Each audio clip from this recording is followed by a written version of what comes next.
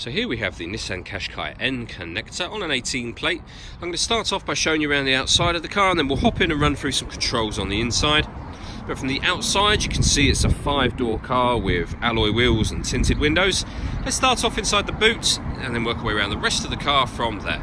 So as we approach the boot, you'll see we've got reversing sensors. This car's also got a 360 parking camera, plenty of boot space as well, and that can be increased by lifting, and if you wish to, removing these two tray sections here.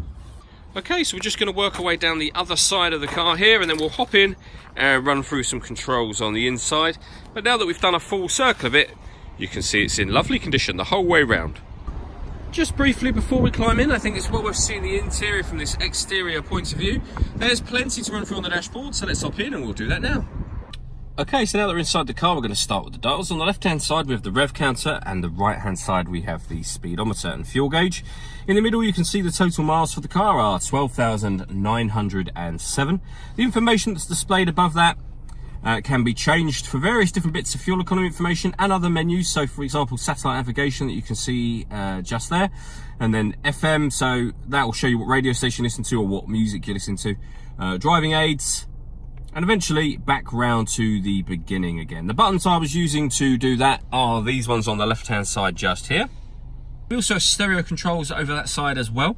And then on the right hand side of the steering wheel we got cruise control and speed limiter, as well as the ability to answer and end phone calls. We've also then got voice activation for the phone. So hit that button, ask it to dial any one of your contacts list, and it will do that for you without you having to take your phone from your bag or pocket. That is of course once you've paired up the phone, and that is done on the touchscreen over in the sensor just here. Before we come back to that, you can see this car's got DAB radio. We've also got AM and FM as well. If you want to listen to your own music, you can do that via the CD player or the auxiliary and USB inputs that you've got in this car. Plus, once you've paired up your phone, not only can you make and receive phone calls, but you'll also be able to stream your music wirelessly via Bluetooth audio as well. This car's also got satellite navigation. There's a full video showing how that works on both our website and our Facebook page, which are well worth checking out. And it's got a 360 parking camera. If I pop the car into reverse, you can see there we got the reverse camera image and then a bird's eye view. So that's the around the car and the hedge that the car is parked next to.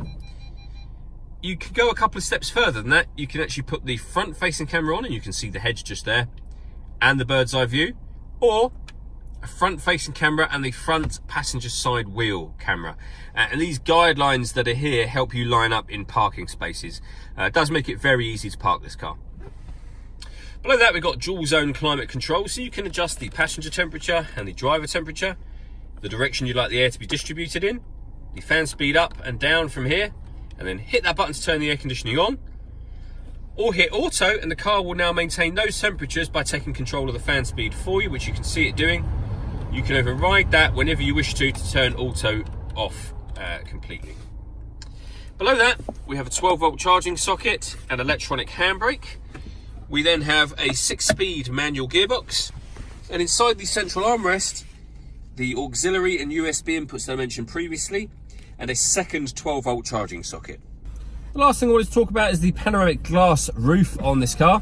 There's a button up here that will open up the sun blind, and that will then open all the way to the back of the rear seats, and you can see that lets in a huge amount of extra light. All that leaves me to say is thank you for taking the time to watch this video.